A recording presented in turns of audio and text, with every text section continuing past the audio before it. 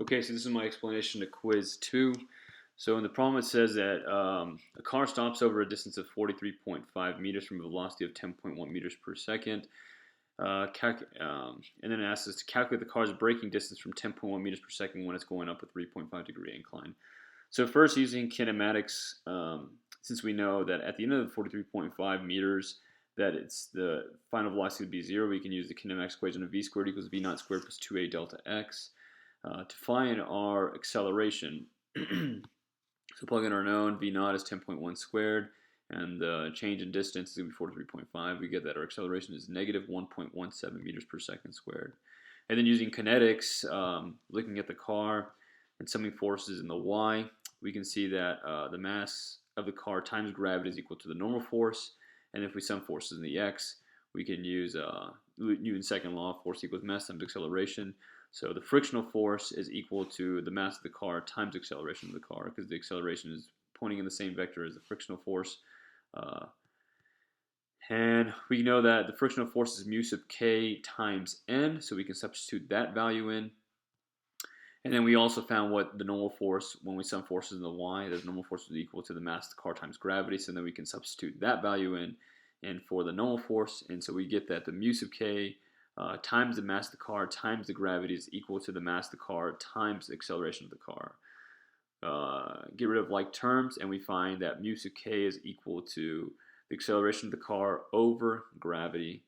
And we plug in our knowns from what we found earlier. Our acceleration was negative 1.17, and then divided by the gravity constant, it gives us that our mu sub k is negative 0.1195. And then the second part, that's just to find our mu sub k, because we're going to need it later on when we look at this part.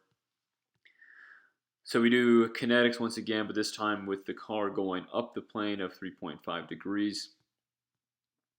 We sum forces in the y, and the y being this plane that's perpendicular to the road of this angle. So this would be the normal force is equal to the mass of the car times the gravity cosine theta. So here's your theta, which is the same thing as this theta, and the cosine theta would be the y component. And then we sum force in the x direction, same thing, along the plane of the road.